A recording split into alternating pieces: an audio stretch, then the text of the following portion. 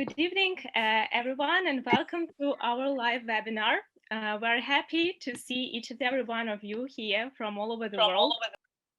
Our today's webinar will be about McKinsey final round case simulation interview. So next half an hour, our best professional coaches, Andre Homulenko and Gaurav Bhosle, will share their experience and help you to advance with your career. So feel free to ask and answer all the questions you need to accumulate more knowledge and get to the next level.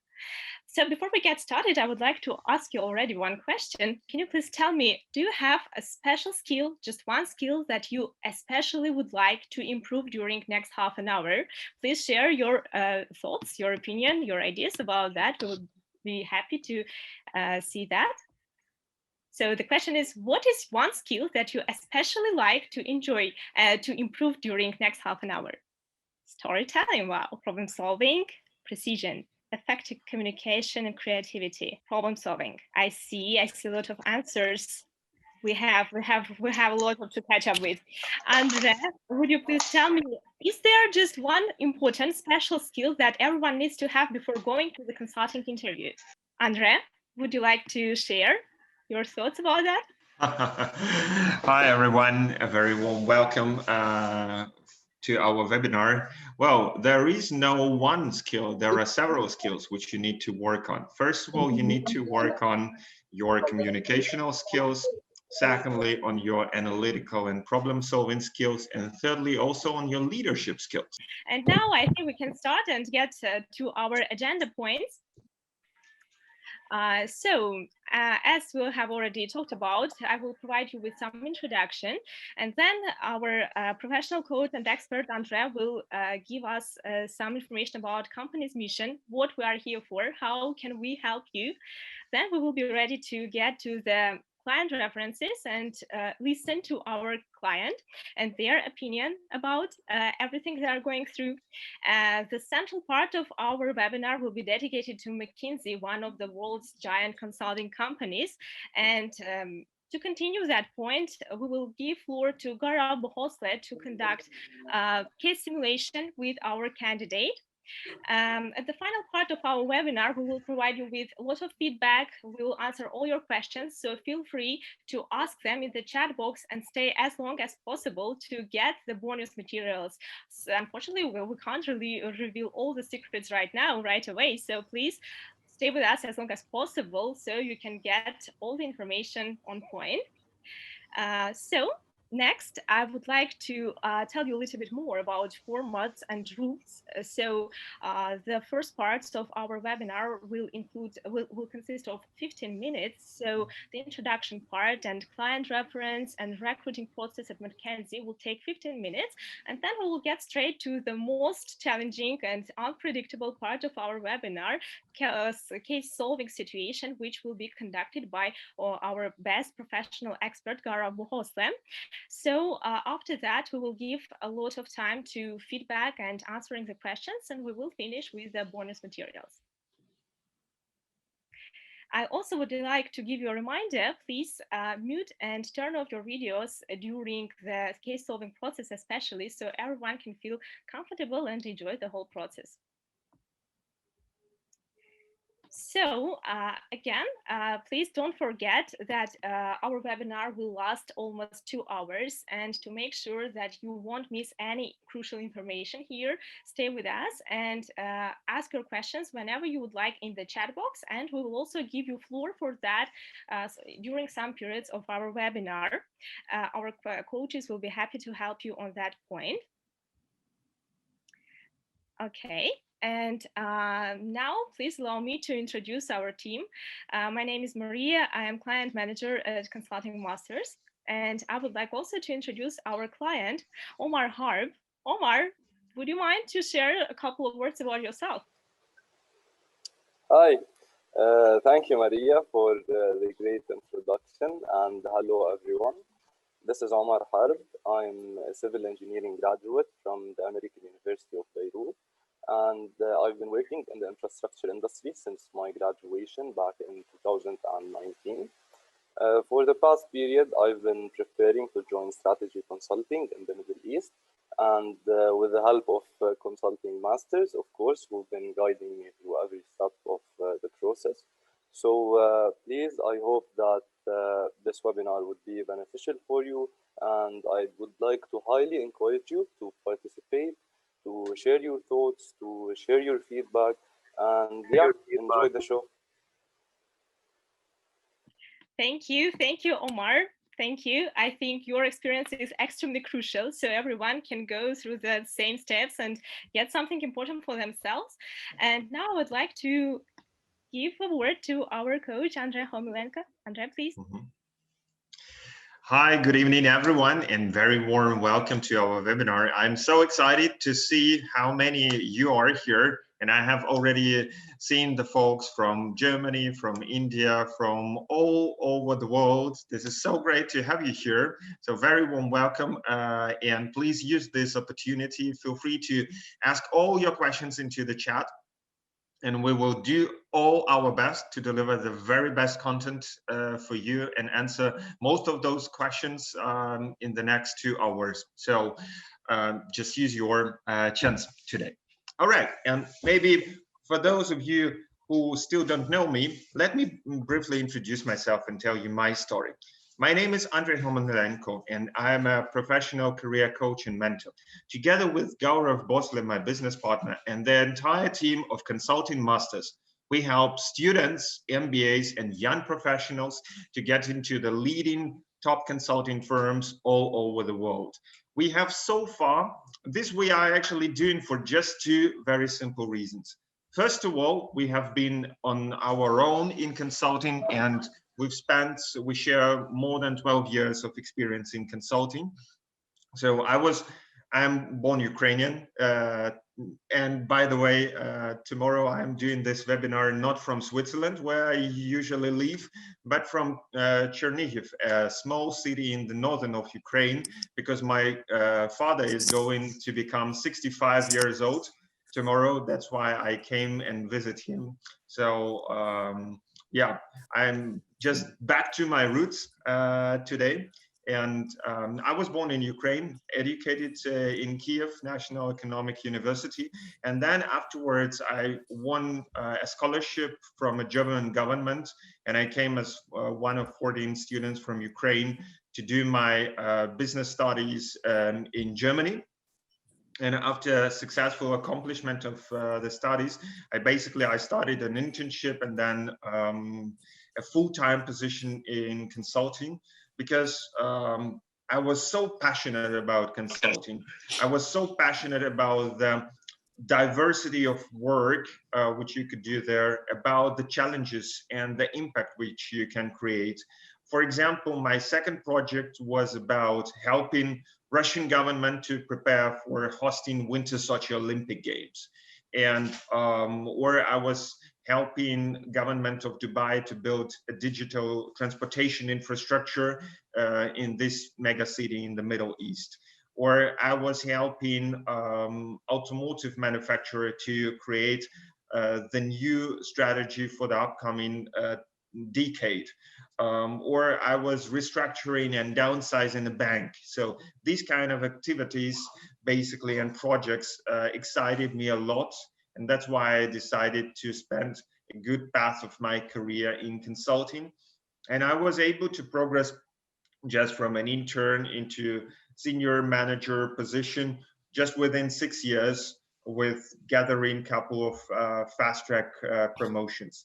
And now I feel that it's time for me to give something back to you guys, to share all my experience, my knowledge and expertise of myself and Gaurav, in order to help you to prosper, to make the next step into that very challenging, that very demanding, but also extremely rewarding career. And so far, together with Gaurav, we have already helped more than 600 students, I mean 600 students all around the world who have already started working in all major consulting firms, such as McKinsey, BCG, Bain, Roland Berger, Oliver Wyman, Strategy and Kearney, big four companies, Accenture Strategy, and very, very many boutique firms. So we are fully committed to deliver you the results, and use your opportunity to prosper as much as you can from this webinar. All right, maybe just to give you a quick idea of how do we do that. And I'm pretty sure that our clients will tell you a little bit more about our program, but we follow with each of you a very structured and detailed preparation process tailored specifically to your needs. So you can see this process, it has 7 very simple steps. We begin with setting up the right objectives and creating an application roadmap for you in order to help you to bring you into that position that you will get the offer from one of the firms.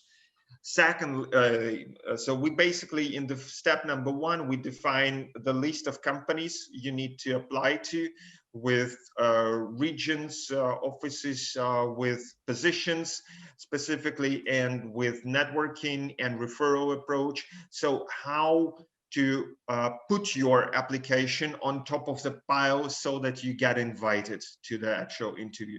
Then the next step is we're gonna help you to polish your CV and cover letter in order to bring it to the consulting standards and make it easily screenable for recruiters.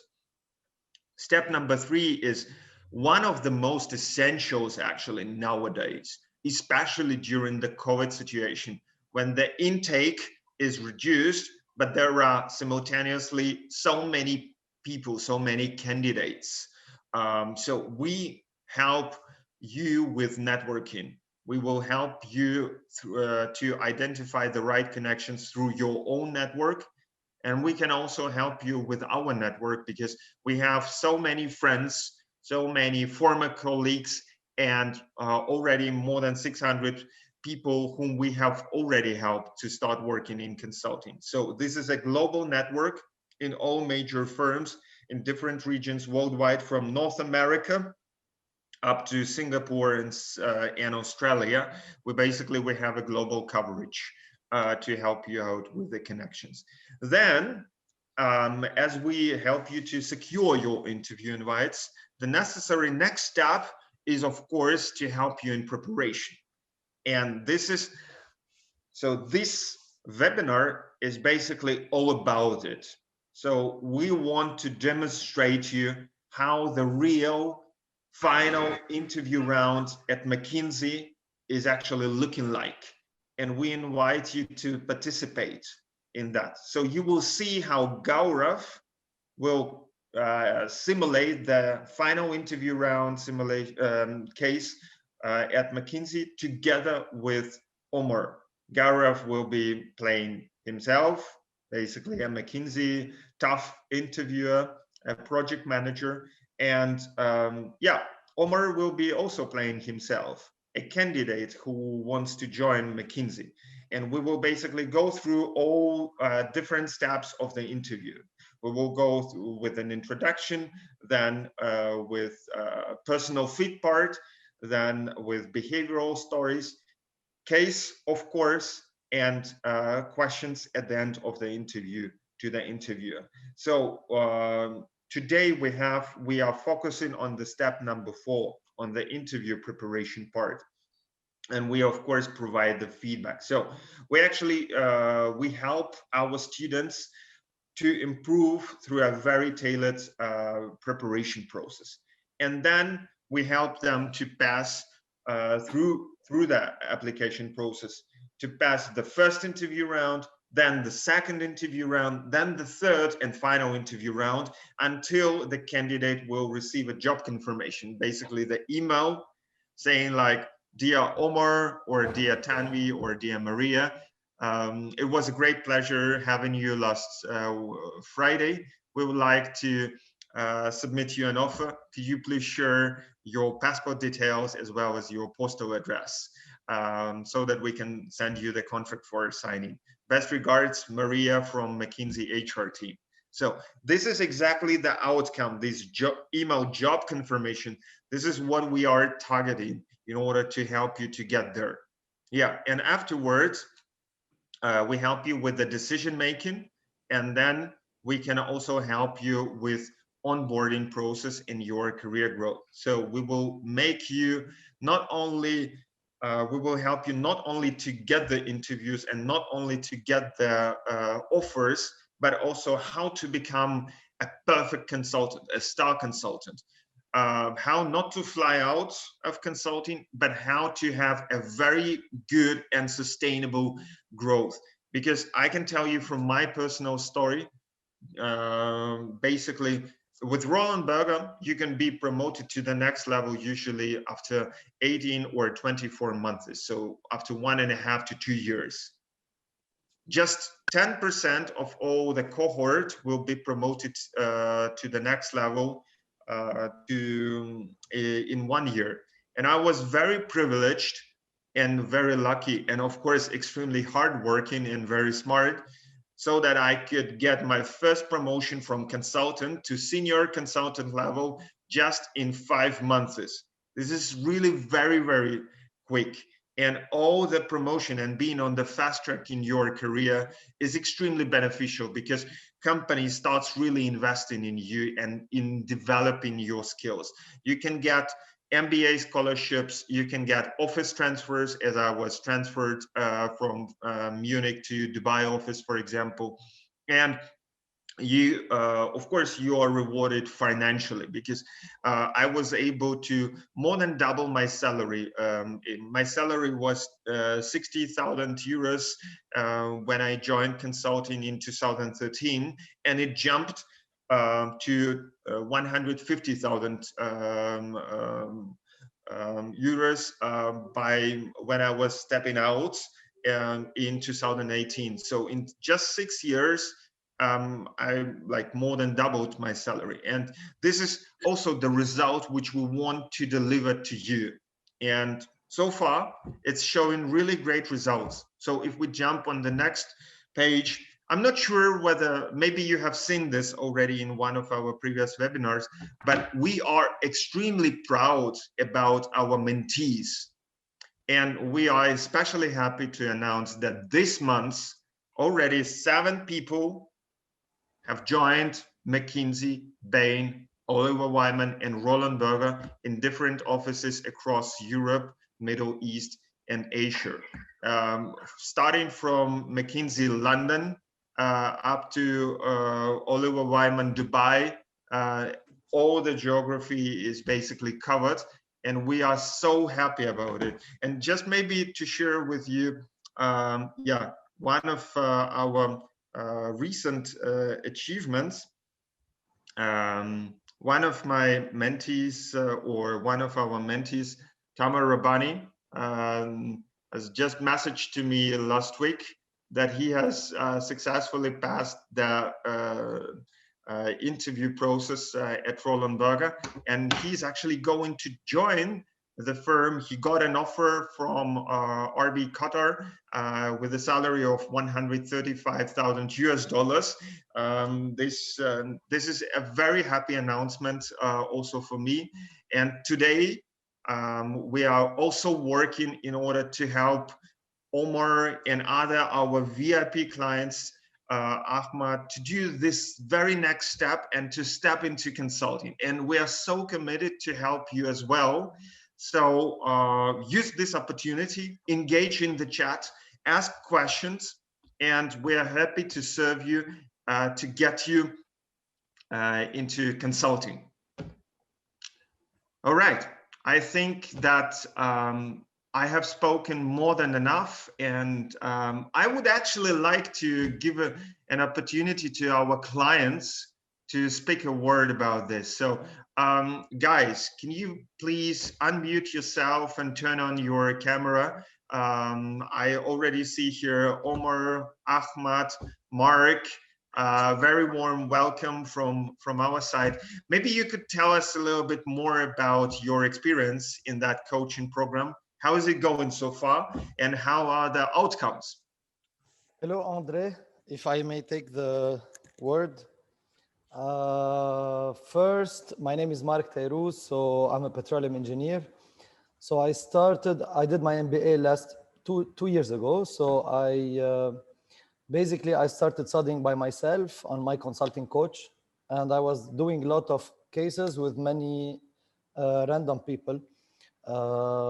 Usually you will get lower level, so I was not really benefiting from from the group.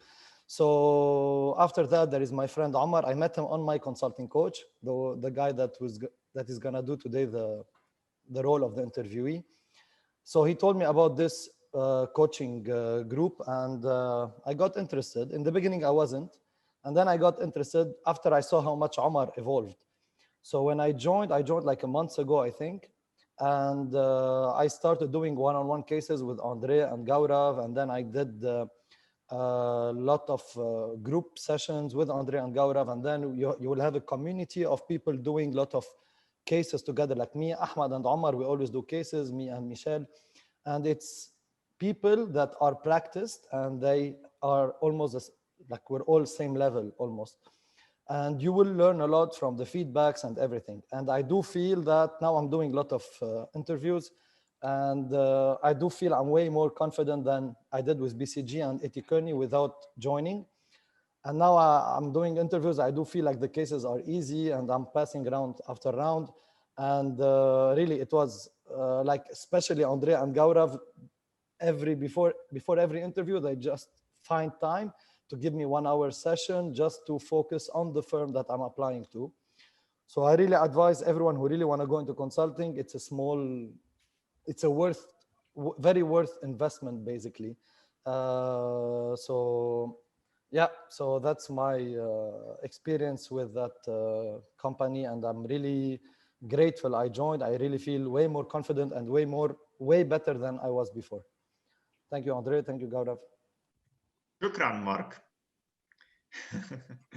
I wish you all the best for your upcoming next rounds of the interviews. Mark is currently interviewing. He's directly in the middle of the process with some of the firms. I'll keep my fingers crossed for you. And we are happy to help you so that you finally make it. All right. Ahmad, Omar, or anyone else would like to share your experience? Yeah, I'd like to share my experience. So overall, it has been a great journey. The coaches are very well experienced, and they focus on identifying your strength points in order to leverage those, in addition to areas of improvement and your weak points to work on these. So Mark mentioned a lot. What I'd like to stress about, which is something that I really like the most through this experience, is that the sessions are continuously changing in formats. Like, there's no regular format for the session. So you can be part of one-on-one sessions with coaches where you would simulate a real interview. You can be part of one-on-two sessions where you can observe another mentee getting interviewed and share your feedback as well. In addition to group interviews where the coach would give an interviewer-led case. So each one of us, the mentees, would take the chance to answer each of those questions, and we would get intermediate feedback as well. And finally, you can also get the chance to be part of webinars such as the one we're doing now. And this will really boost your emotional resilience and get you ready to any type of pressure that you can face in the real interview. On the other hand, as Mark mentioned, we're part of a big family where we're all sharing our experiences, our learnings, our mistakes. We're always practicing with each other and motivating each other. So overall, great experience. I recommend it to anyone pursuing a career in consulting. And please, if you have any specific questions you'd like to ask about, feel free to reach out on LinkedIn, and I'm glad to be answering those questions. Thank you very much, Omar. We wish you as well. First of all, successful passing of today's interview round, and of course, successful passing of your real interviews, so that we can announce you as one of our happy mentees who received an offer just in the nearest future. All right. Ahmed, Shamsuddin, or anyone else would like to share? I can speak. Go ahead. I just wanted to say that this is the best investment I have made so far in my life. It is even better than my investment in my university, because what I have learned the past month with Andre and Gaurav and the whole team has been much better than what I have learned at university. So I just wanted to stress on the fact that the value of the coaches cannot be found elsewhere at the same caliber. Because can you just imagine Andre's experience in the consulting industry and the insights he could give us in how to actually tackle a certain problem coming from any particular industry? And can you just imagine the value of Gaurav, who's been with McKinsey and is currently ranked second on Prep Lounge, where I actually believe that he should be ranked first. So in terms of the value of the coaches, I believe that you won't find any other platform in such value.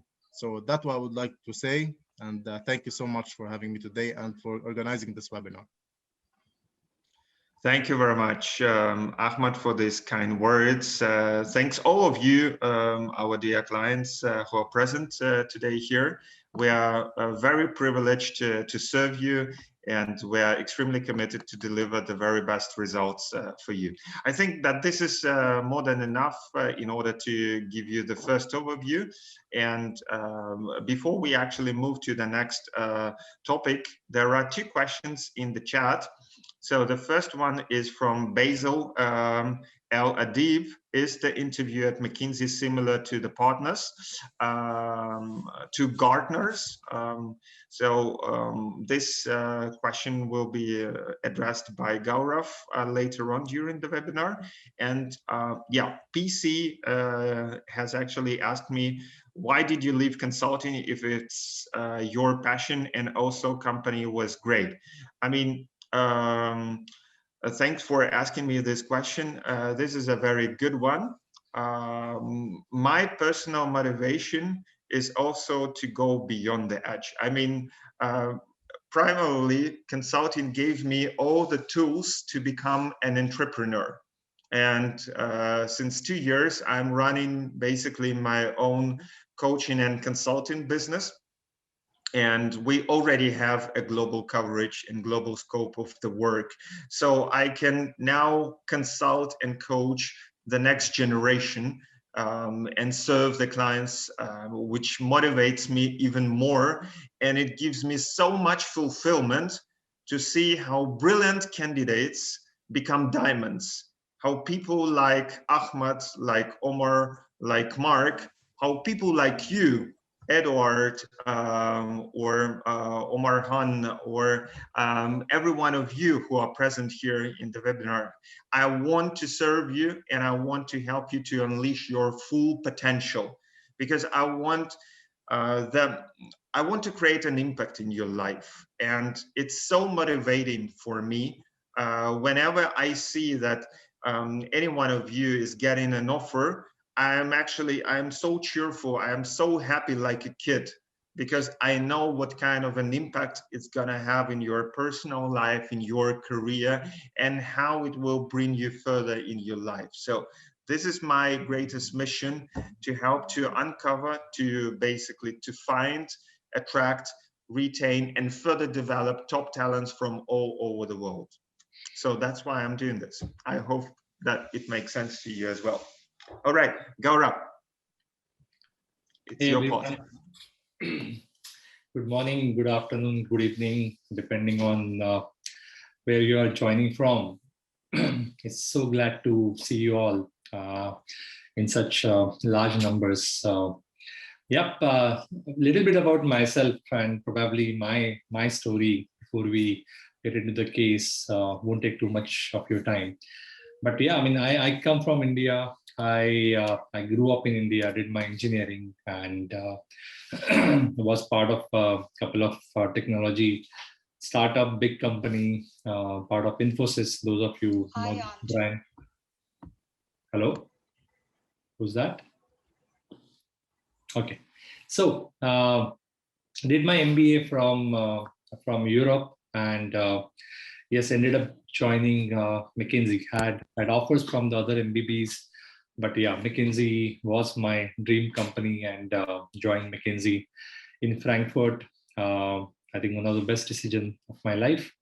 Worked next 6 years in strategy consulting across around 20 plus countries in Asia, Europe, Africa, few assignments in Australia, US as well. And really, I think as Andre was mentioning, consulting work really chisels you, right? It really gives you those tools, and also helps you find out what is your passion, what is your mojo, what is it exactly that you like, and makes you or enables you to wholeheartedly pursue this. So yes, since 2014 January, I've been into career coaching, and the numbers speak for themselves. I don't want to get into this. Given that today we are simulating McKinsey last round, yeah, I mean, let's just kind of evokes a lot of memories. So if we can go on the next slide, guys. So McKinsey, I don't want to talk about McKinsey as a firm.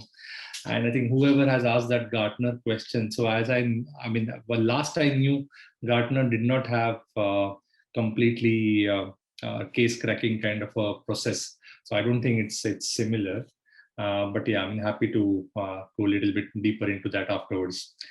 So McKinsey, as we stand today, and guys, understand that things are quite dynamic. All the top consulting companies, MBB, are partnership firms, and there are certain decisions that happen at a partner level. So there are little bit changes and differences here and there. For example, a lot of offices are still using a PST, problem solving test, whereas some offices have, since last 3 years, have slowly started taking another test, which is kind of a gaming case called Embellish. So these kind of some offices cut the interview process in 3 rounds, some cut it in 2 rounds. So there are certain differences, but at a very high level, these are the 4 stages at which the screening happens in McKinsey. Of course, the first is the CV and cover letter, etc. That gets evaluated, and the evaluation criteria clearly is your academic and professional achievements. Yeah, your ability to set and achieve challenging goals. If I just pick that line from McKinsey evaluation metric, it says ability to set and achieve kind of stretched goals. Yeah, if you have that on your CV, you are through from your, and if you have your motivation rightly painted in cover letter, you are through to the second round. Second round is more of a like a logical reasoning, data interpretation, or through Embellish now they're also talking about critical thinking and decision making. So it's a test basically, yeah, that you need to go through, and more I would, as I think about it, it's basically your analytical thinking at very high level, if I have to point out, which is a success criteria. Then the interview process starts. And the major evaluation criteria is structured problem solving, analytical thinking, and effective communication. There are a lot of evaluation flags. And again, from office to office, sometimes these evaluation flags change. However, the pillars of evaluation are these 3. Yeah, that doesn't change basically. And yes, the key success criteria here is to have, of course, the robust fit stories and a good grip on case cracking process. Now, guys, understand this, that this case cracking becomes a key success criteria because, first of all, it's a different type of interview, the case interview. Secondly, especially with McKinsey, unlike the other firms, we have an interviewer-led model.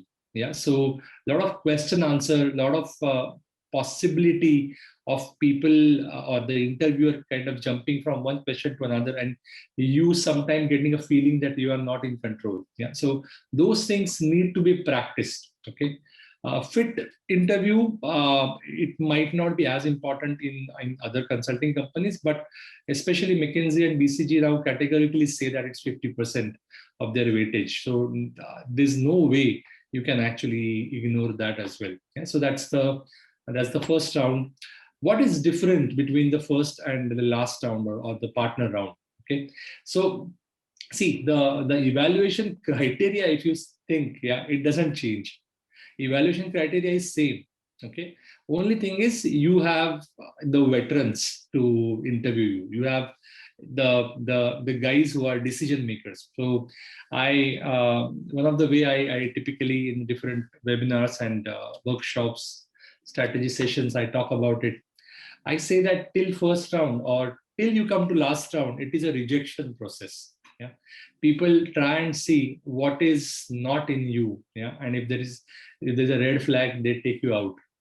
Last round is a selection round. Yeah, so not only you need to demonstrate this hygiene criteria, yeah, but you need to be liked by that person. Yeah, don't forget, most of the time these are the guys who will pay your salary. So from their pyramid or their budget, your salary comes. So you need to really be that ready to impress them. Okay, so typical thing, and I mean, I know this, you might feel that this is so vague, right? But if I have to really make it sharp, yeah, then what typically partners like is the concise and top-down communication, right?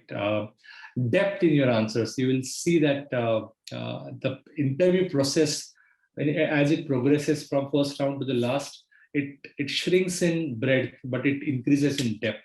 Okay, so your comfort at depth is also tested, and of course the motivation needs to be genuine. So that also gets tested. Yeah. So some of these things we will demonstrate. Not all can be demonstrated in one case or one simulation, but we will demonstrate some of these as we go through it. The last row is probably you already know. McKinsey typically has a selection ratio of 1%, and 1% starting from the application that reaches McKinsey. Yeah? So I don't know how many aspirants. If you think from an aspirant perspective, it is even more grueling. So a lot of filtering happens across the process, and some of the best ultimately are chosen. Just to tell you my experience, I worked and I got interviewed with McKinsey Frankfurt. You look for these, you are looking at this stage 2, 3, and 4 differently. But unfortunately, or fortunately, I don't know what, but I went through a McKinsey Super Day, which is basically PST and all the rounds on a single day. So I landed in Frankfurt at around midnight in a hotel. And then at 8 a.m. in the morning, I hit the office. 8 to 10 was PST, 3 cases, written cases. And then from 11 to 6, almost 7 p.m., 6 interviews, all up or out. Okay. I mean, really, it's the German way of doing things. And we had I was just writing this exactly in the chats. So it's a so German way of doing interviews, like kick Absolutely. out. So they want to be efficient, yeah. They don't think about what will happen to the candidate. So there were 27 people. I remember 6 from INSEAD, 2 from Harvard, and 2 from Wharton, who are still my friends. 3-4 people from London Business School, a couple of people from my school, and out of 27 that day only I got the offer. So 26 got rejected on that day, and at 8 p.m. after 12 hours of and testing me on 9 cases, I got the offer. So this is what you need to prepare for, guys. And if you think that this is grueling, stop kind of till you start the first project, because it's a tough life. There's no doubt about it. The advantages are amazing. Yeah. So I started, my first salary check was 100,000, or my CTC was 100,000 euros plus BMW Z4 and apartment in Frankfurt, yeah, which is something that I couldn't even have imagined coming from a middle class life in India. But yeah, I mean, but that is what this kind of life is. Yeah, if you love it, if you love problem solving, then this is where you belong. Yeah, but you need to be really, really prepared for it. Okay, so hope you guys. Hope I haven't intimidated you, but I have motivated you, and it's all relative. You take it the way the way you want to take it. And let's get into the interview simulation. I strongly agree that as we start the case, you guys also kind of on your whatever blank paper that you might have, you guys also try and solve it, yeah, so that there is a practice part as well. If you have any feedback at the end, try and give it to Omar as well, so that Omar benefits, everyone else benefit, because in this format, the beauty of this kind of practice is 2 + 2 is greater than 4. Yeah, so we all are together. Let's get the most out of it. Okay. All right, Gaurav, I think there are also a couple of questions which we need to address, which arose in the chat. So Bhuja Saravana Kumar wrote that I have just started working after I finished my undergrad in civil engineering in 2020, and my background is heavy on technical experience. I have secured admit to the Master in International Management program from LBS UK, but I feel that my profile is way too far from what is desired for a consulting job. I'm not sure if I am starting off on the right foot or confident. What would you say about my POV? So, do you have something to advise to Bhuja? Yeah, I mean, I don't mind advising if the questions are clear. I'm a little bit confused about what exactly is the problem here. Bhuja, if you can just unmute and quickly ask, that would be better. POV, I understand it is point of view. So you are already half consultant. You are using jargons, but why don't you ask me the question a little bit more, or ask one question? Yeah. Am I audible? Yes. Can you please turn on your camera? Yeah, sure. Yeah, Bhuja. So, yeah, hello. So, yeah, as I had mentioned in the chat, so my internships have all been around civil engineering, and it's been mostly the technical side of things. So I'm just experimenting and learning about consulting. As of now, I'm largely flexible. So I'm not sure if I should start preparing now for consulting, or I have no idea about what I should be doing. Is it fit for me, or what do you think? With the tech-heavy background, yeah, is it advisable? Maybe just take the from here. So first of all, in consulting, 50% of applicants having either business or economic background. But 30% of future consultants do actually have background in engineering, in particular in civil engineering. You will also see that Omar Harb, whose face is currently on the slide, he also has a background in civil engineering. He graduated from civil engineering program at American University of Beirut. So it's pretty common background to be considered for consulting. And 20% are all other backgrounds. We call them exots. So these are the people, for example, like lawyers or philosophers, or who have studied something else. So there is no restriction in terms of your background. And I think that your background, given with the combination with master in management from LBS, makes a lot of sense. And from that standpoint of view, you could become a good candidate. If you want your case to be treated independently, and if you want to give to get a particular longer advice than this, so feel free to reach out and drop a line directly to our team during our webinar. I think that now one of our teams will simply post a couple of links how you can book a first meeting, first free consultation where we can have a look in your situation in more detail and advise you into more specific next steps. Is that fine for you? Yes, fine. Thank you. All right.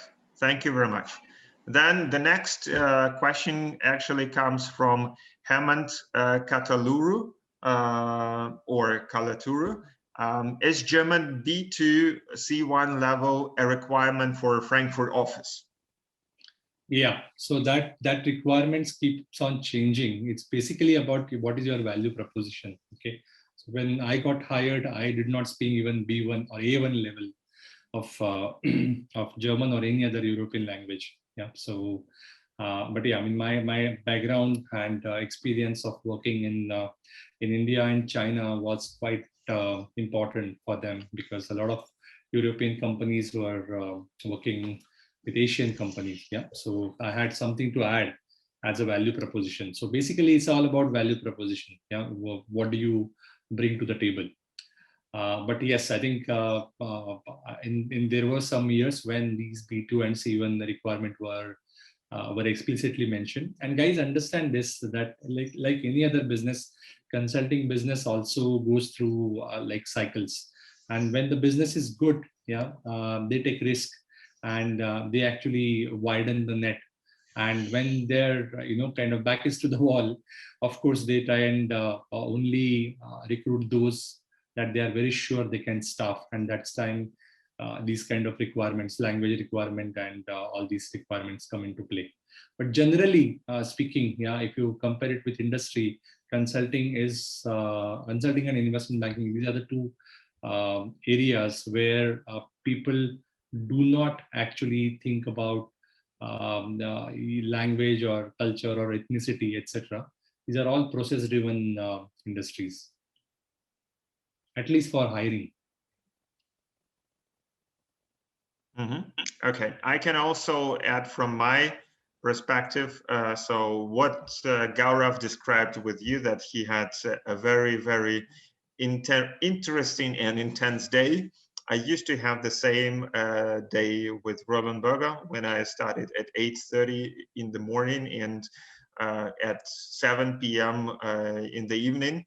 After 10 years of exhausted work and I don't know how many rounds of interviews, I simply stopped counting. I also received an invite for the final interview round with a partner next week, which was like already a fast track towards the offer. My biggest challenge at that time was that I needed to solve all those cases in German, while German was not my mother tongue. In fact, now I am very fluent in both English and German, but back then it was even more challenging. So these requirements are keeping on changing, and simply try it out, get in contact with us, and we can see what we can do for you in order to place you perfectly for your upcoming interviews. All right, then as for the next question from Abhishek Das, are there MBB hirings different in different countries? For example, I know in Germany hiring could be all year round, but in the US it's during some specified periods. And does this affect the way we should prepare depending on the period we are applying in Germany or Europe? Okay, so this is not completely true, what you're observing, because consulting companies hire year around. Only thing is the part of the pipeline, talent pipeline, that they are very sure about, that these many consultants they for surely know, yeah, they get into a routine hiring. So their partners, for example, the business schools, etc. So they already know that we might need, I'm just giving a hypothetical number, we might actually need somewhere between 800 to 1,200 consultant next year, right? What is the lowest end of that? 800. Yeah, so 800 they are very sure that they need it. Yeah, so they can actually streamline it, right? And they can actually distribute it in fall and summer recruitment, or depending on their partners like business schools, when is that hiring season is. Yeah, But the other 400, which is uncertain, right, which is driven by the business requirement, right, that keeps on happening. In fact, there are a lot of project related hiring as well. Sometimes suddenly a big transformation project is one, right, and they need people up for that, and then you will suddenly see like 10-15 requirements on their website in the career section. Or I mean, career section is probably the last place where you should go. Most of these requirements are just there for the purpose of legality, but otherwise those year around they get filled up through reference. So you don't need to target, unless you are part of any MBA school, you don't need to target a particular period. Yeah, you can try a year around. All right, cool. Then the next question is coming from Franklin Nyabanga. For those who are pursuing recruiting and consulting after business school, how important would you say the GMAT score is during academic screening? Is there a cutoff on GMAT score? Dear Franklin, just to be very short and concise on this question, this is completely irrelevant. So no one will be looking at your test scores, and this is not a parameter. Oh yeah, and I see that Mark Terus has directly responded to your question. Okay, then Chiara Parinatti. What are the main differences both in the case and in the fit part between the first and the second round of McKinsey, and how can I best prepare for it? Okay, so you can probably best prepare for it by taking the coaching, but see, there are differences in the. I mean, I would say there are mainly a couple of differences. One is the amount of probing. Okay, so typically when in the fit question is asked in the first round, right, there is not much probing, or probably one follow-on question. Whereas in the second round, etc., they will ask one question and they will probably have multiple rounds of probing. There are different techniques of probing and they will use it to the limit. Yeah, so the interaction is quite deep in the fit interview as you go forward. Similarly, in the case, one is not too many things are opened up in terms of the avenues, right? But whatever avenues are opened up, they will test you in terms of why did you do it, how did you do it, etc. Just to add, I mean, let me just tell you how to imagine this, right? See, for the first round, you are a new candidate. The entire review sheet is empty. So the first round interviewer, his first goal is to ensure that to know you fully. Yeah, that's why that person goes completely broad. Don't forget that the second round guys have an advantage of already knowing your first cut review and your strengths and weaknesses. So a lot of time, one is the selection mentality of really knowing whether they like you or not. But another thing is also underlining what are the issues. So if in the first round, it is clearly mentioned that, you know, this particular person is analytically good, but in creative brainstorming, that person struggles, right? That point can be picked up by the second round interviewer and they can actually grill you on creative problem solving directly. Okay, so the second round interviewers can do that, and that's why those interviews become much more challenging and much more deeper.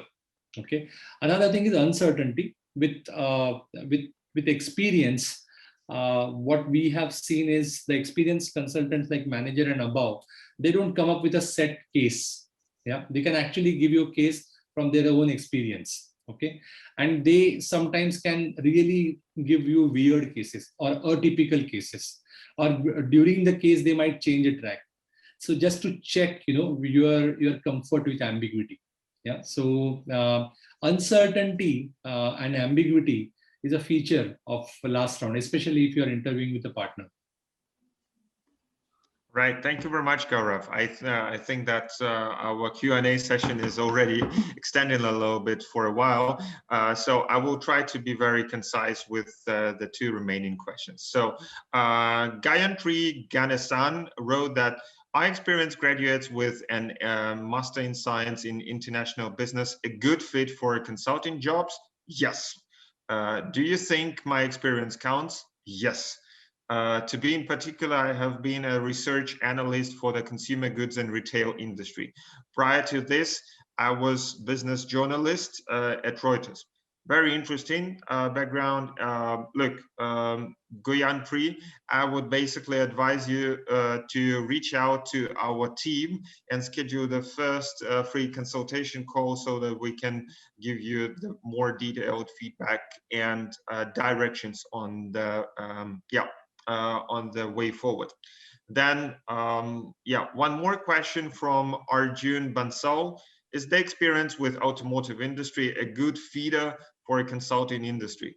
Yes, because automotive industry, especially in Germany, is one of the key drivers of the economy, and it's one of the key sectors and key client groups. So I personally, I was working in the automotive part of the Roland Berger business for quite a while.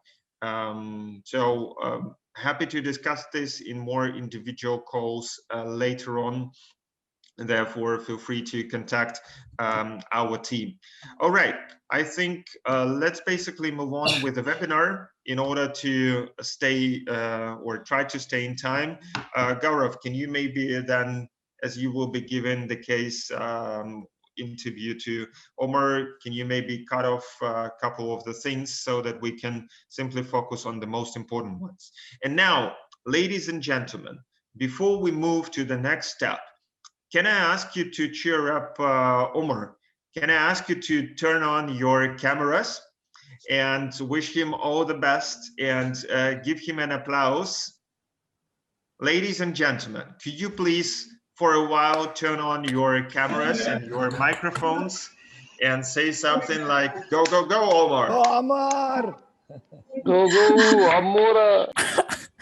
All the best, Omar. All the best. Yalla, good You will luck. do with the best. Thank Omar. Thank you, everyone. Yalla, good luck, Good man. luck, Omar. All the best. All the best, mate. Thank you very much for cheering up Omar. And now could you please turn off your cameras and your microphones, and let's simply leave Gaurav together with Omar simulating the case interview.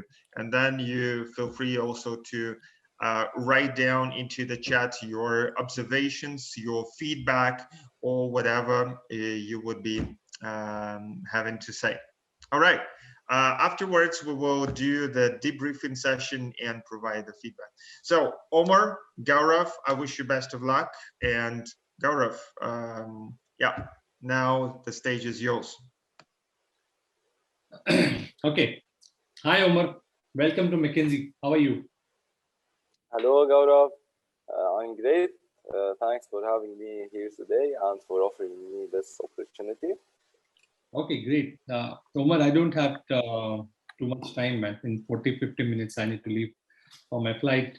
Why don't you tell me, why should we hire you? Yeah, so thank you for this question. I believe you should hire me for three main reasons, or let's say three main aspects that would differentiate me from other candidates.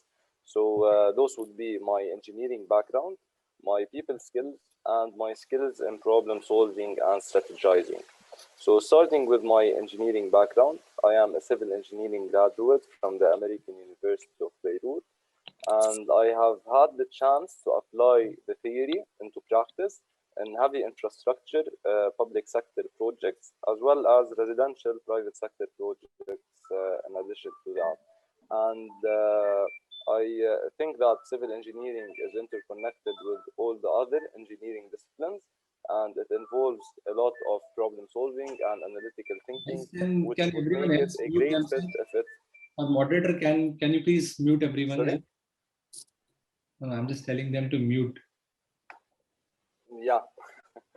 All right. So to get back where we were, so I believe that civil engineering. Omar, I think you got muted. You unmute yourself. Yeah, they muted me. Anyways, so getting back to that, civil engineering is interconnected with all the other engineering disciplines, and it involves a lot of problem solving and analytical thinking, which makes me firmly believe that it would be a perfect fit if it's combined with a career in consulting. Second of all would be my people skills, which I was able to acquire through my past experience. Projects, man. We in last couple of years, our office hasn't seen any civil engineering project. What are you? How are you going to add value?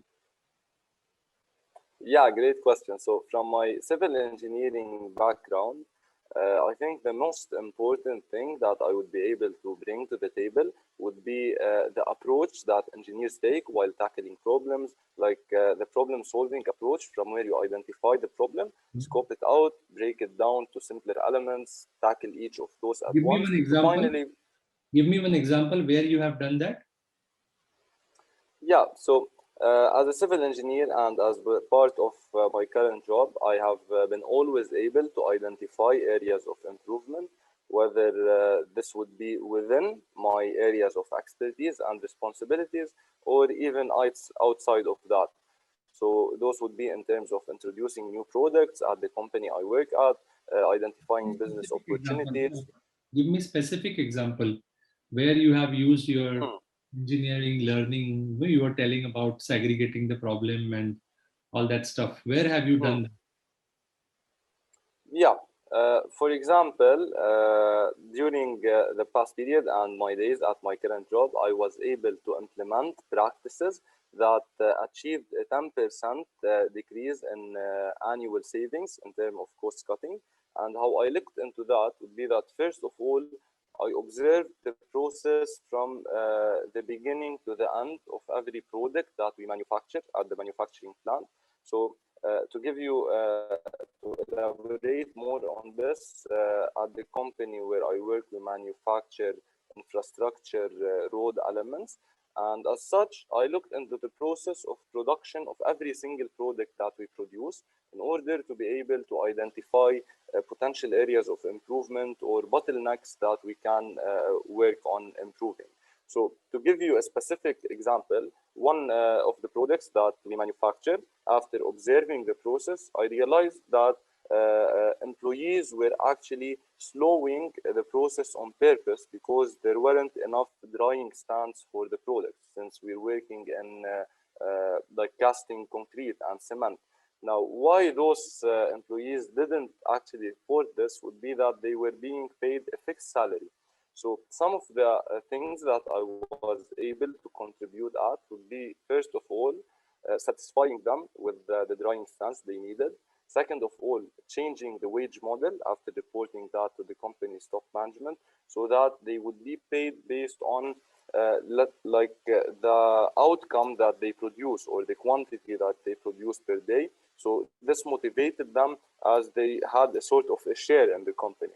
Third of all would be cross-training. Why? How about you considering implementing this in consulting? Should we make the entire salary outcome-based? No, but this was tailored to this specific situation because, as mentioned, it was the reason that... Sorry? How is consulting different? Over here as well, we want to drive the performance culture. Why should we pay? Excuse me, why should we? I didn't get the last part. Why should a consulting company pay you fixed salary? Yeah, it's not about why a consulting company should pay a fixed salary, but it was about this specific situation that there was a bottleneck. Specific situation, I understood your solution.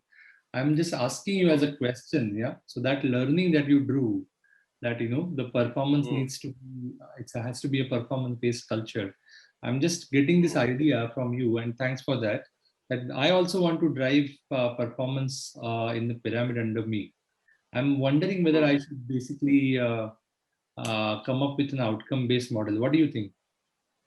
Well, that would depend on the type of work and would depend on the performance of the employees. So I think that the first thing to look at is actually the whole process of how the employees are able to come out with this outcome. And based on that, we can, and where's the the potential for improvement, we can identify the issue and how we can look into improving that moving forward. So this is basically a very tailored approach into what the problem is and how we should tackle this. And I truly believe that this is what consulting is all about, right? Okay, you tell me. Okay, so good, man. I mean, let's continue this conversation. What about, so you have gone through almost 5-6 interviews, yeah? You have seen some of the people who reported to me working as in a capacity of recruitment, yeah? So what's your feedback? What did you like about it? And what's the critical feedback that you have for us? Yeah, well, it was a great process to start with, even from the first part with the problem solving game, which I believe is a great way to assess candidates, their problem solving, their analytical skills, like everything. And in terms of the interview round, like everyone was really friendly, and I truly enjoyed the interview process. And I really don't think that there's anything to be improved in that aspect. And yeah, that's basically it. No, you are very generous, yeah. Okay, cool. Thank you.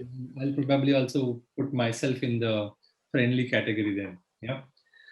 Yeah, okay. I truly appreciate that. Good. Why don't you tell me why you specifically want to work for McKinsey? Well, there are mainly 3 reasons that interest me in joining McKinsey.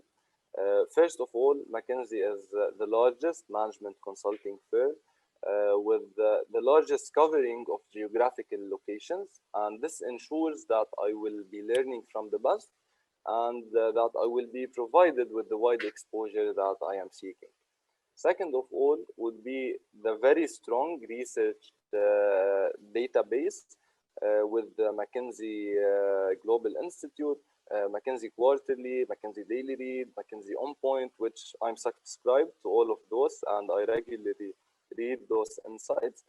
And this would really help consultants in being extremely data-driven and research-driven while tackling complex issues and cutting-edge topics. Not to mention that this is also valued by the whole industry as well.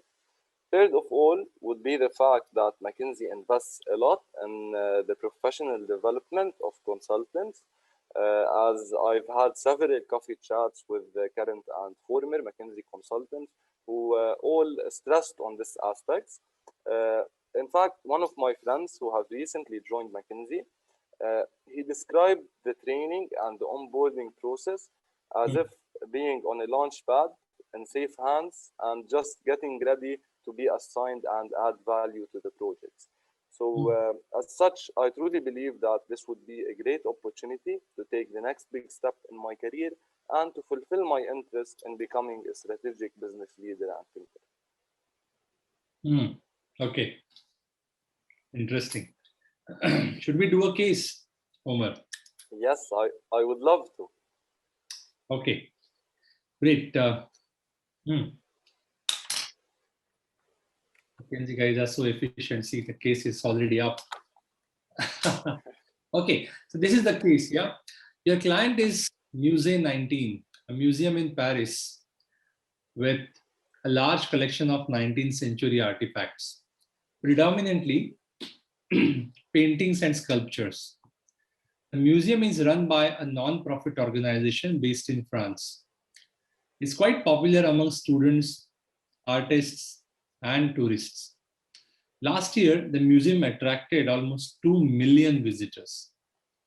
But despite of this, the museum's revenue has been declining for the last 3 years. And surprisingly, other museums of similar nature have been doing much better than Musée 19. The museum director has approached you and ask for your advice. All right, thank you for this interesting case, Gaurav. Now, although I have the prompt in front of me, but I'd like to restate that to make sure that I've got everything right. So Sure. mainly our client is a non-profit museum in France who has been suffering from a decline in revenues for the past 3 years, and they want our help on identifying the issue and how we can actually improve that, right? Absolutely. Great. So before diving into the case, I have a few clarification questions I'd like to ask. So first of all, I understand that usually a museum gets their revenues from the tickets sold, maybe selling some artifacts, having bids on certain things, in addition to donations, but I'm not really sure how this goes. So can you provide me with more clarity on, let's say, the revenue streams of this museum in specific? It's a very good question. So yes, it is about the tickets mainly, yeah, and also the other purchases that people do in the gift and souvenir shop, for sure. Let me ask you something, yeah. So this being something that is run by a non-profit, yeah, does that ring any bell? Do you think that the status of being non-profit can bring some revenue streams? Well, actually, I think it can bring more revenue streams, considering that donors would be more interested in actually donating their money for such a museum in order to educate people about the culture of the country of the 19th century, as mentioned, in order to attract students to that museum. You're absolutely right. Yes. So being a non-profit has advantages and disadvantages. Yeah. So one is they can actually they do attract donations and grants. Grants and endowments from the government is something that that they get annually.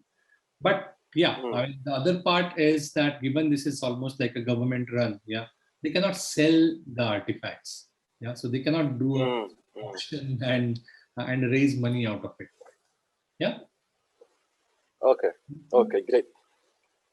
Yeah. So mainly our revenue streams would be tickets and merchandise. I do have one more question. So in terms of financial targets, like in terms of revenues, how much they would like us to achieve, is there any specific target from that aspect? Good point. There is something specific. Yeah. So they want to break even at an annual level. And the annual cost of operating Museum 19 is 7 million. So at least we need to touch the 7 million mark in terms of the revenue. Okay, those are 7 million euros, considering that we're in France. Okay, good point again. Yes, you can say 7 million euros. Take the currency. Okay. You want to take lira, that's also fine. Great. So I think I have enough information to lay down my structure. So unless you have any specific questions you would like us to tackle, we can dive into that, and I truly appreciate if you can give me a moment for it. Sure, absolutely, please.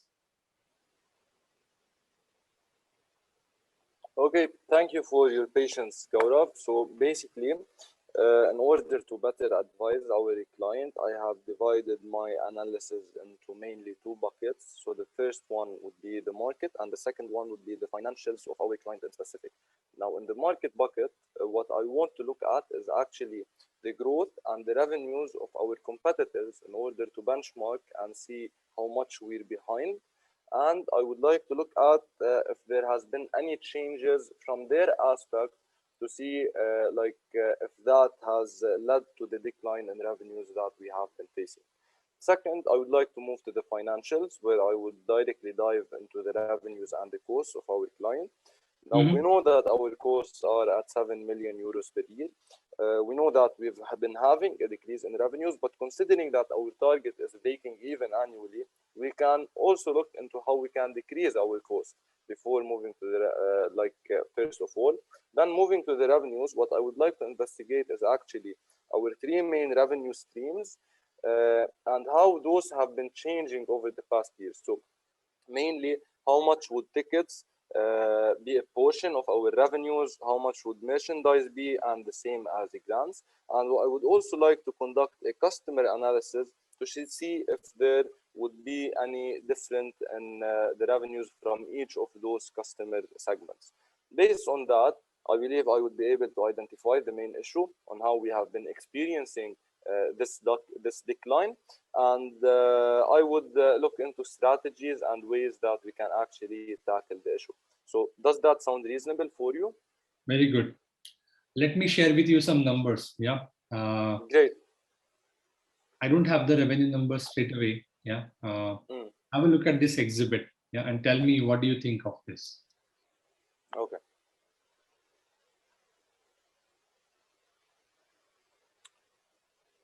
Yeah, thank you for sharing this, Gaurav. So mainly we can see how our revenue or yeah, what's the unit for the numbers? This is in millions. In millions. So this is basically, so our revenue is 1.6 million, and this is how it's divided according to those three categories. No, that's a good clarification. These are number of visits to Museum. Oh, okay. Okay, great. So basically what we can see is actually how those three categories and numbers of visitors have been changing over 3 years. Now, we can assume that we're in 2020 here, right? We are in 2020, yes. Yep, and has COVID started yet in this case? Let's not consider COVID, at least in the base case. Okay, good point. Okay. Okay, great. So can I just take a moment in order to analyze those numbers? Sure, please. Thank you. Okay, thank you for your patience, Gaurav. So mainly, the main thing I can see here is, first of all, we are experiencing an increase in the total number of visitors, where it changed from 1.6 to 2 million, which is mainly a 25% increase. However, what we can see is that the percentage of students increasing is around 20%. That for art enthusiasts is 800%, but there is a decrease in the percentage of tourists to 150%. So my initial hypothesis here would be, considering that our revenues have been declining, is that the most revenues that we generate is actually from tourists.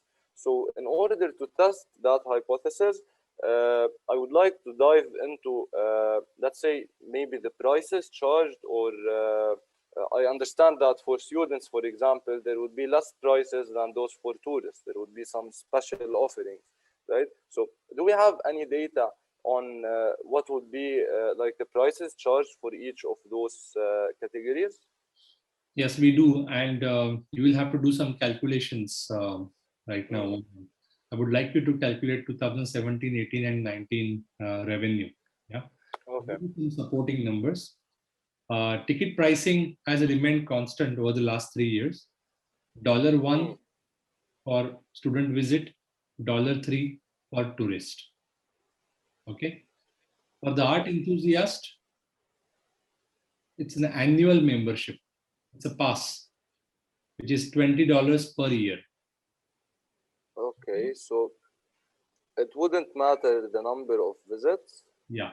So every year, 50,000 memberships are sold. And once the membership is purchased, the member can visit the museum any number of times.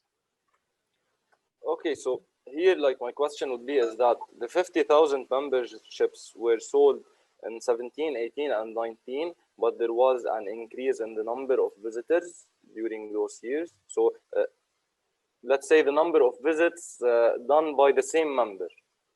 Yes, absolutely. Okay, so just to restate, we've got $1 for a student visit, $3 for a tourist visit, and $20 for the art enthusiast memberships. Right. Then, and art enthusiasts do not purchase anything, but purchase on an average $5 worth of gifts per visit. Okay. Grants and donation. Grants and donation amount to 1 million, and they have remained constant 1 million over the last 3 years. Okay. Okay, great.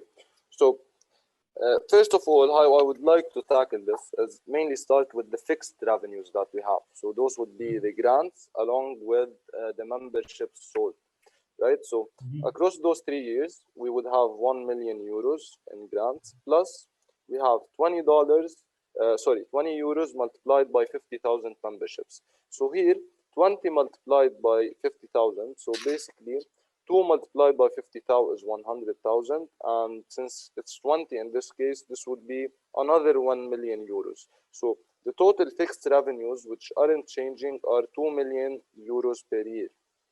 Now, what I would like to look at is actually the changing revenues per year. So mainly for 2017, we've had 1 million students visiting at 1 euro, so that's 1 million euros. Excuse me? No, that's not me, someone else. Okay. Yeah, so we've had 1 million euros in students' revenues. And in terms of tourist revenues, so basically per tourist, we are having 8 euros, 5 euros for the gifts and 3 euros for the ticket. So those are 8. 8 multiplied by 500,000. So basically 500,000 by, this is 500, 5 multiplied by 4 is 40. And summing this up, so mainly we have 4 million euros in tourists, that's in 2017. Now, how has this changed over the years? So in terms of students, this actually increased by 10%. So in 2018, this was 1.1 million euros. And in 2019, this was 1.2 million euros, right? In terms of tourists, so from 2017 to 2018, this increased by 0.2 million, which is basically 0.2 multiplied by 8 euros, and that would be equal to 1.6 million. So this would be at 2.4 million euros.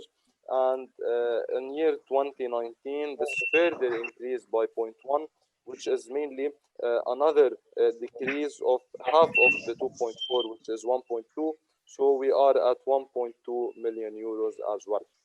Okay. So to sum this up, for 2017, I'm forming a table here. We have 1 million euros for students, 4 million for tourists, and we have 2 million, which is the fixed, and this would be 7 million euros, where we have been breaking even.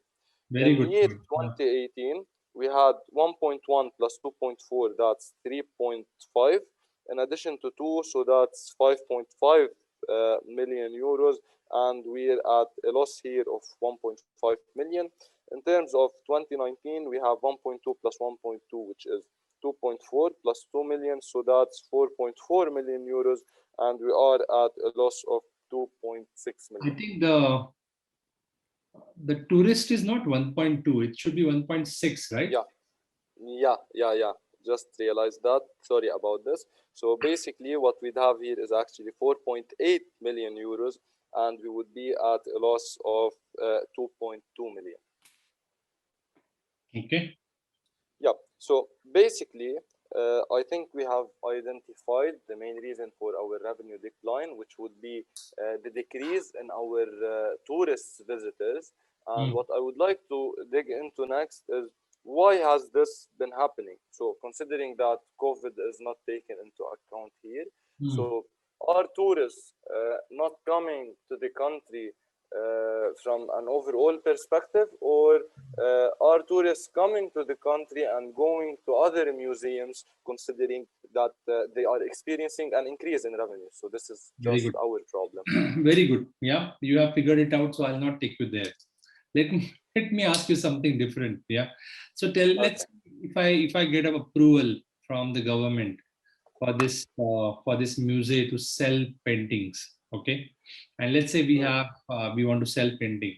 Yeah, take any painting, yeah, which is of good significance. Okay, how as a museum curator, how would you decide the price of a painting? Okay. Thank you for this interesting question, first of all. So basically, as a museum, I understand some of the times, especially a non-profit museum, we might get the paintings as a donation. So is there a specific, let's say, concept on that, or would we buy some of the paintings? Do we have any more, like some more clarity on this? How does that matter, Umar? Well, if we got a painting as a donation, we won't be paying for that. But if we have to buy a painting, we would be paying for that, and this That would is be sunk, no? considered. That is a sunk cost or whatever that has happened, right? So Okay. now we have a painting, but now we want to price it so that we can come out of this financial crunch. Yeah. So that Great. how we have got it at what price, I don't know whether that has any bearing on it. Yeah. Can I have a moment for this, Gaurav? Sure.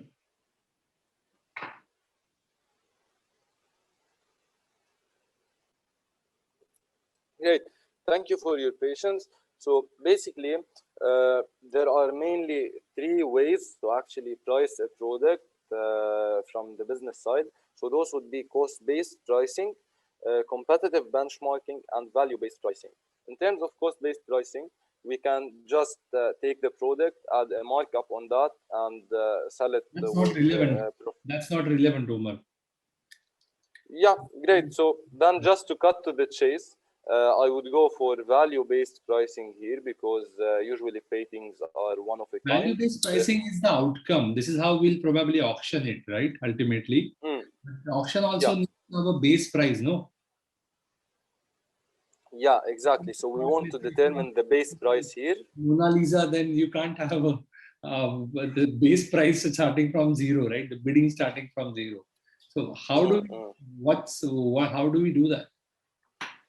How we identify the base price? Yeah.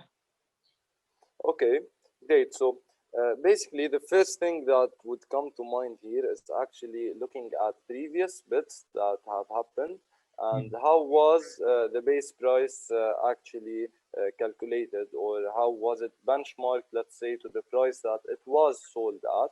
And we can look into a bit of differences, let's say, in the product that is actually like being auctioned, and based upon that we can find a way to come up with an equation that would actually yield the most return on our investment. So what would be the perfect combination based on historical facts and historical auctions being done? Okay, good, Omar. I think I got what I wanted to get out of this. Yeah, I think our recruitment team will be getting back to you with the result of this interview. But before we say goodbye to each other, do you have any questions for me? Great, thank you first of all for this interview, Gaurav. And I do have a question for you if the time allows. Sure, please. Yeah, so I've noticed from your LinkedIn profile that you come from an engineering background as well. So I'd like to ask you, what were the skills that you have gained in engineering which you were able to actually utilize in consulting and leverage? And at the same time, what were skills that you felt that you lacked from your engineering background and you have to work on to be able to excel at the job? That's an amazing question. Absolutely relevant as well. So yes, absolutely. I think analytical skills from the engineering, attention to details, comfort with technicalities. These are the things that engineers bring to the table very naturally.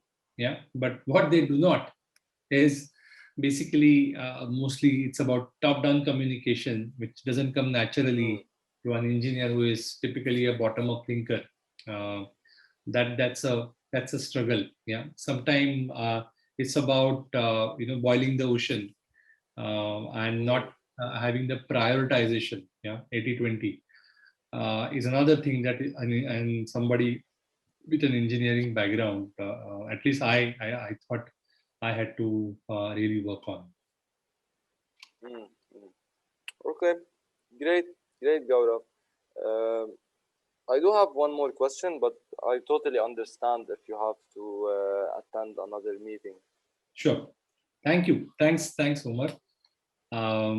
Yep. Bye. Yeah, so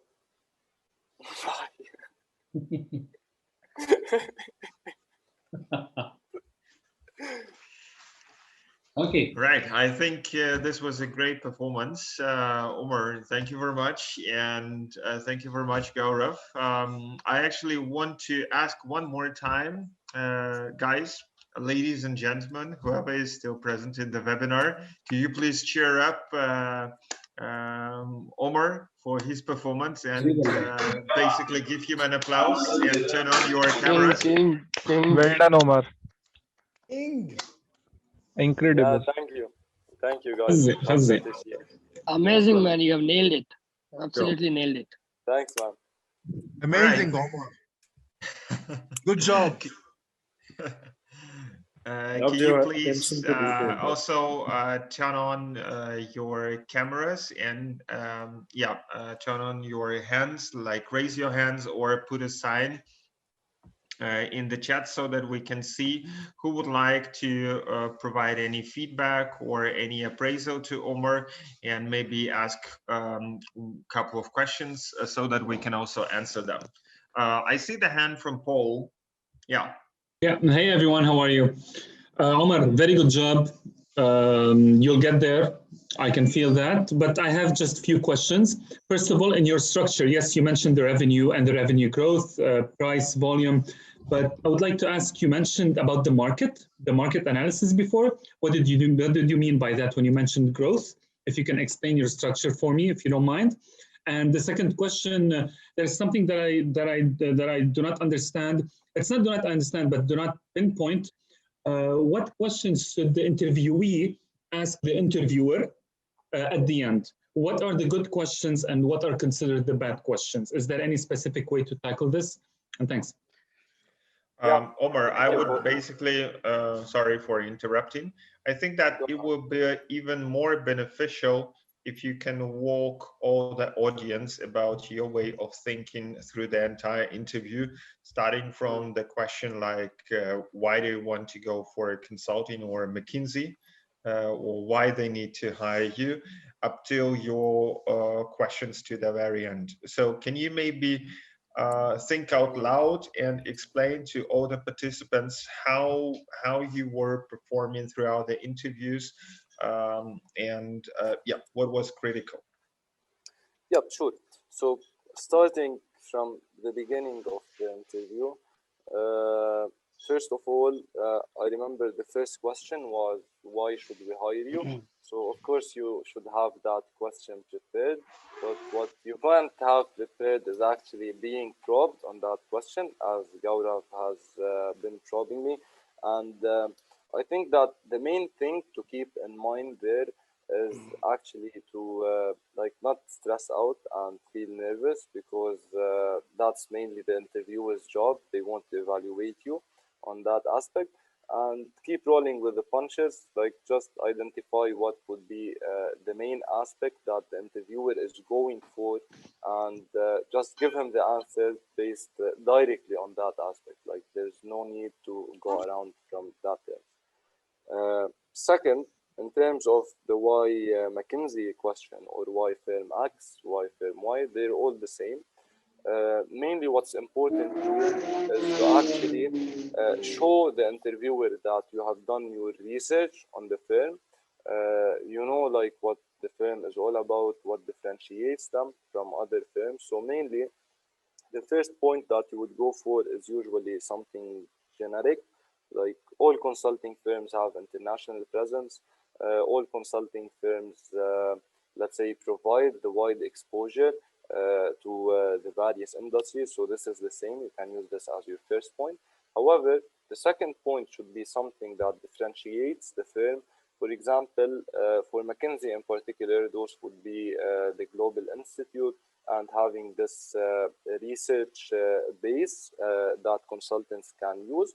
And the third point that you can go for would be having some chats with the consultants, having friends at the firm, and what were the things that you actually learned from that aspect.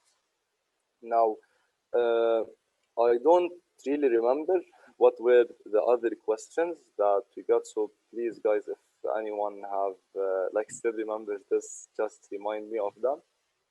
You are, I think, in the zone. But I think rather than this fit part, yeah, why don't you, I think what Andre meant was you're thinking across the case. Yeah, definitely. So mainly, if we want to go into the case, so the problem here was a drop in revenues. So the first thing that would come in mind is that costs shouldn't be something to look into here.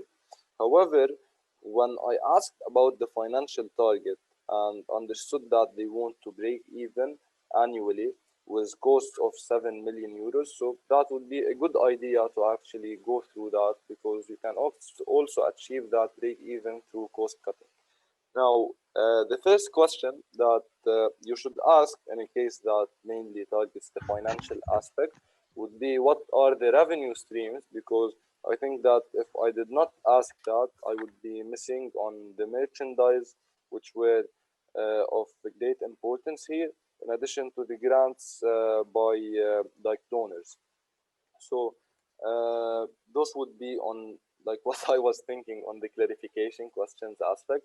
Now, in terms of the structure, mainly what I usually go for in financial cases is, after asking in clarification questions if other competitors are having the same issues, I'll be able to identify if this is a market-wide issue, or if it is a competitive, if it is a client-based issue by itself. But the reason here why I want for the market is actually that competitors have not been having this issue, and in fact they were having an increase in revenues. So if you notice that in the market bucket, I just had benchmarking our revenues, which answers your question, Paul. So benchmarking the revenues of our clients and the growth to the revenues and the growth of the whole market and other competitors in the market, in order to be able to identify how much we are behind. So how is this actually impacting our client? And the second point was looking into changes that are being done in the industry. So for example, if a competitor has went from paintings into sculptures or something else, or have decreased their prices, or had any special offering that is actually attracting the customers to them instead of to our client. So mainly you won't actually go through all this during the case, but it is just for showing the interviewer, like it's a McKinsey case, it's an interviewer-led case, they would guide you through, but just to show them that you have taken the main aspects into account. Now, in terms of the financials, as you saw that in the cost bucket, I didn't include anything instead of the 7 million euros per year and how we can cut those, because like it was obvious that it's not the main aspect of the case, but as mentioned, it's something nice to just go over. In terms of revenues, to identify the decline, you'd have to I usually break those down based on the different distribution channels, based on the different revenue streams, based on the different customers. So here, what we knew beforehand was that we have those 3 revenue streams.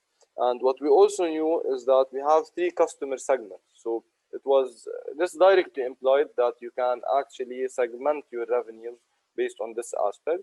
And you would have to look into how those revenues have been changing over the past years to identify the trend that has been going, in order to be able to isolate the problem and go through that.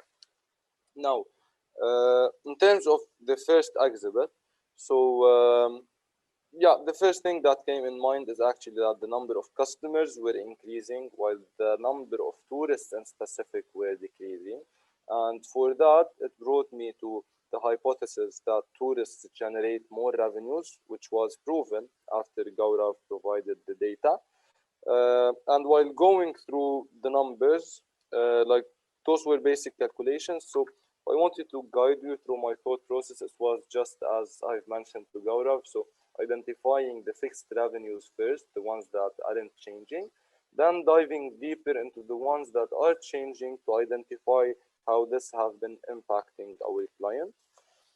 And after that, Gaurav took me to another aspect. So if you wanted to sell the paintings, how should we price those? And whenever I get a pricing question, usually the first thing that would come in mind is actually the pre-pricing strategy.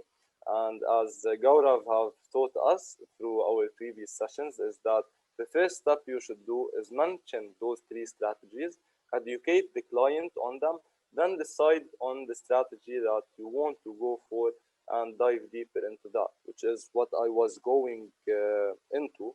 However, there was a bit of a turnaround in terms of Gaurav wanted me to identify what would be the base price for the auction. And from there, like whenever I have such a question, the first thing that comes to mind would be benchmarking. So whether this is market sizing, whether anything, mainly I have a rule that there are three things to benchmark to. The first one would be your competitors. The second one would be historical facts and historical trends. And the third one would be benchmarking to your surrounding in terms of like other cases, let's say, estimate the market size for water bottles or for cigarettes. Like what you can go for is from my surrounding, I know that 7 out of 10 people smoke. Can I apply this here or is it different? So you can always find something to benchmark to when you go over these three aspects. Now, in terms of the Q&A, what you have to ask about would be mainly things that are personal to the interviewer. So show him that you've done your research, that you appreciate their experience and ask about that. So you want something that would make them feel good, right? And at the same time, you want something that you can relate to. So my first question on the engineering experience was that because I come from a similar background and it is something a bit controversial sometimes in consulting in terms of the top-down approach, the bottom-up approach, how an engineer can leverage their skills. And it is something that I can make use to from his experience. Now, in terms of oh yeah, there wasn't any second question. Gaurav had to run. He had meetings with clients. So basically that's it. And yeah, so Paul, you've had the question on the market. We answered that. And the other question was on the Q&A. And yeah, we answered that as well. So please, guys, if anyone has any feedback, any questions that were not addressed with this summary, please go ahead and feel free to ask them. All right, cool. Omar, thank you very much for this great summary. And I also see the second raised hand from Arjun Bansal. Can you please speak out? Am I audible? Yes. Yeah. So what do you think about Omar? Omar has done really great. I think the structuring was really good, how he structured, and the analytical part was also really good.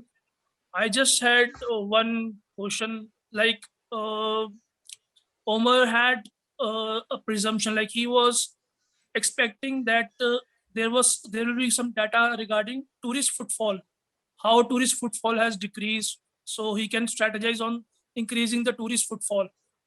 But Gaurav threw you out of the comfort zone and asked you a very divergent solution that how they can decide the to sell off the painting.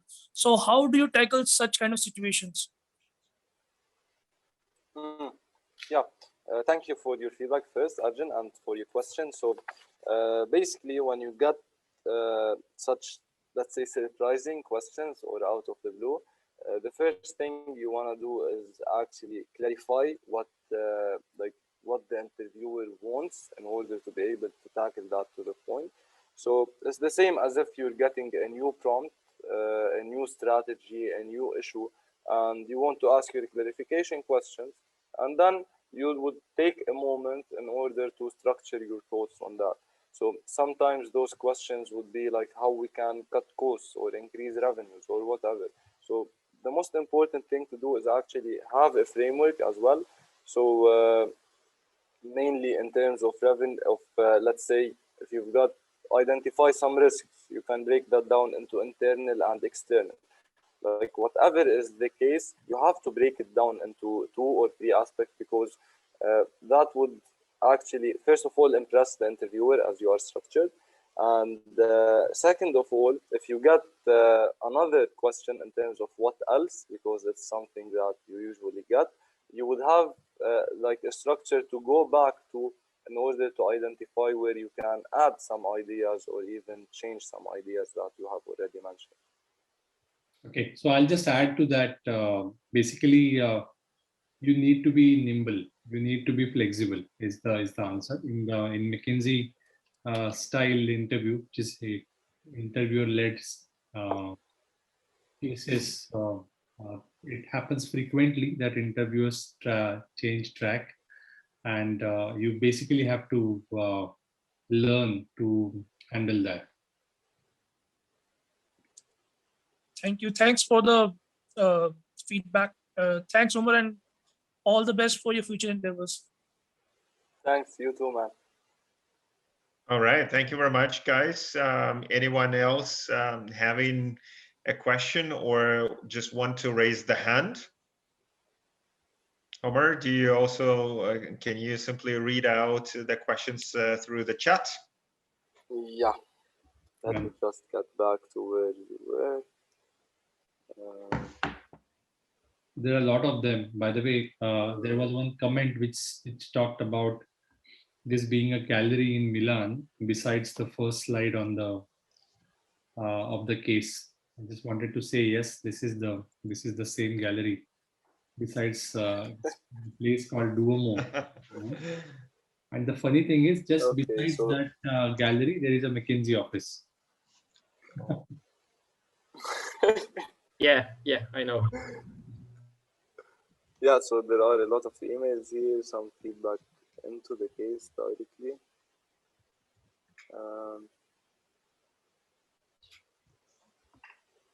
Yeah. All right. Anything else which you would like to raise so far? Yeah, someone's asking about my LinkedIn profile, so yeah, feel free to reach out. It's just Omar Harb, and yeah, I'm glad to answer any questions you might have. And by the way, also one of our client managers will now post the message with all the links to our social networks. So let's get connected for consulting masters or our profile. There's a question on what would be a good answer for what would an engineer bring into a consulting firm, and especially when the firm is not looking for a civil engineering background. I can answer this, but I think the coaches can provide a much detailed answer on that.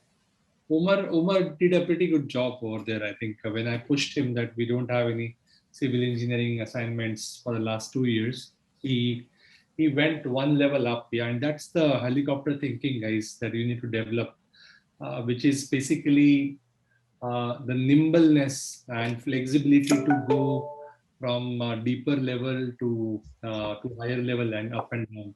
In consulting, it's called helicopter thinking. He did a very good job of going to level up and saying that, no, it's not just the civil engineering part, it's the engineering part, right? And what engineering has taught me in terms of problem solving. We quickly went to a higher aggregation level to defend that, and very nicely done over. Yeah, thanks, Gaurav.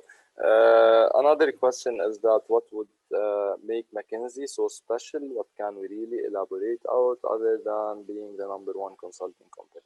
So yeah, basically, a couple of things that you can quickly talk about. The #1 is not just #1 perspective. You can always talk about the breadth that it brings in terms of sector functions, geographies. That is one thing. Secondly, you can always talk about it's a research, very heavily research backed. The research power of McKinsey is probably no one even is close to them. If you know the MGI and quarterlies and the kind of work that happens in the background, Thirdly, again, it's a known fact that McKinsey's investment in grooming of their consultant is huge. So great professional and personal development happens at McKinsey. So those points you can talk about. Yeah. And the fourth point I just spoke about, McKinsey has amazing offices at amazing places. So your Fridays would be amazing. It's in Champs-Élysées in Paris, Duomo in Milan. Yeah. What more do you want? Yeah.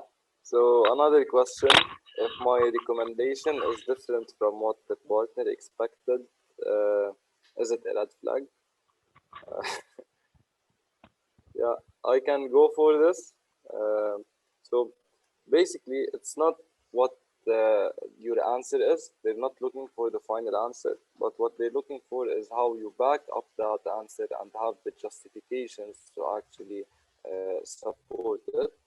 In addition to mentioning what would be the things you would look into. So it's sort of, let's say, I don't like to call it risks, as Gaurav always stress on, but in terms of the negative aspects or the things that you should consider while implementing that recommendation. So you go by, if given some more time, I'd like to investigate this and that to eliminate this uncertainty.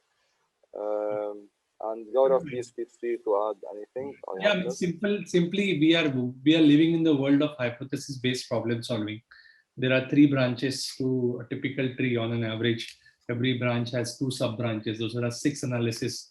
And in 99% of the time, the cases will never be able to cover 6 points. Yeah, 6 analysis.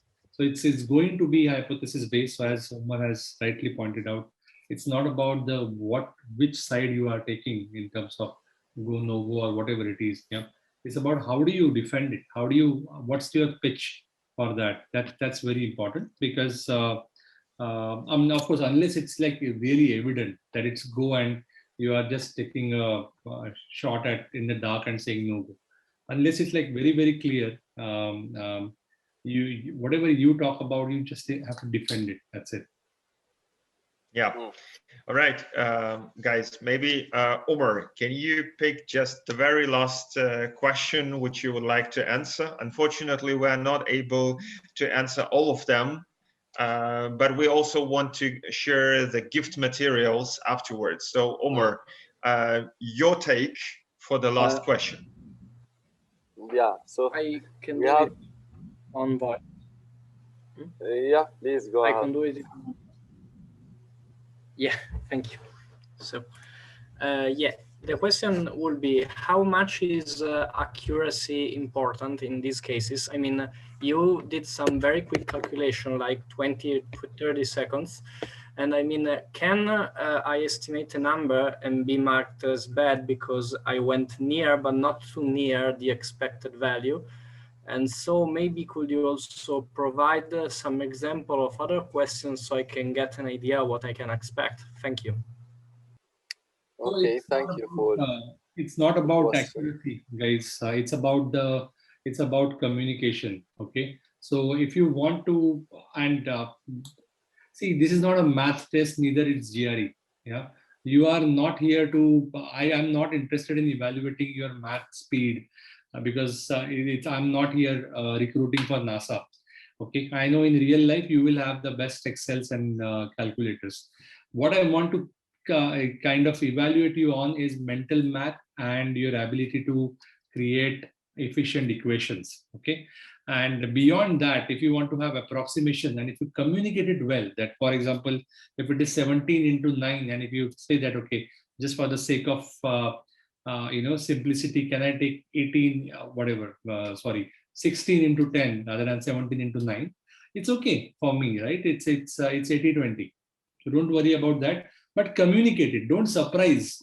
Don't give the surprise to interviewer by doing something in your mind and suddenly coming up with a weird number. Whatever you are doing, speak it up. Most of the interviews would be fine with it. I hope that answers. All right. Thank you very much, Gaurav. Thank you very much also, Giorgio, for asking this question. Unfortunately, we are not able to cover all the questions in that interview. So I would basically simply suggest let's move on so that we can also give you the gifts. And if you have any questions which remains unanswered so far, simply feel free to reach out to our team. You see now the links to our websites or to our social media, and our team will also share the links one more time to book free consultation calls with us. And now we also would like to provide you with some of the bonus materials. So I just want to give the word back to Maria. Thank you, André. So before we say goodbye, I think it's important to remember that we have bonus materials for you, and we will provide you with them because you stayed with us this long. So our bonus materials include the complete recording of this webinar, so you can go back and remember all the important issues that were discussed. Also, you will get the presentation as a file to your email. And also, I would like you to get now to the chat and see all the links provided there. In the very first one, you can see the survey that we extremely ask you to take part in, because we highly appreciate your opinion. And every time while trying to create some new tricks and make you enjoy even more. So your opinion is highly appreciated. Feel free to reach out and tell us what you think about us. And also, I think that we have to remind you about our social media platforms. Please follow us. We cover the various news about consulting, about business, about current situations in economics. So feel free to share your opinion, comment on, subscribe, and see you next time. Before also we say goodbye, I would like to add that this is not the last webinars, and we have more to come. And to make sure that you didn't miss anything and you will catch up us there, please see the dates and save the dates to be able to come and continue your journey to the world of consulting. This will be the webinars about 3 big giants in the industry. So make sure you remember these dates, and in the links on the links in the chat box, you can also save some places for yourself. Feel free to use it. And now I would like to give the final word to André. Yeah, all right. Ladies and gentlemen, if you like this webinar, please fill out the survey and let us know about this. Follow us on the social media and book the first free consultation call. This is your next step in order to get the job offer in consulting already this year. We are very happy to help you, and we are very committed to your own results. How did you like the webinar? Is there anything which you would like to share with us? Feel free to raise your hand and speak out right now. Do you have anything to say? All right, if that's not the case, I would basically like to ask you one more time to turn on your cameras and to give a quick applause to Omar for being our client and for answering all your questions, to Gaurav for being a great interviewer today and for challenging Omar and providing also answers to all your feedback and questions. And as well to give the big applause to all the team who has actually prepared this show for you tonight. So thank you very much for being part of us, for being with us. And yeah, we are happy to stay in touch with you and to help you to deliver, to get your future offers in consulting. Take care. Great job, team. Thanks, everyone. Thank you, everyone. Bye-bye. Bye. Thank you. Good night. Thank you. Thank you. Good night, everyone. Thank you. Goodbye.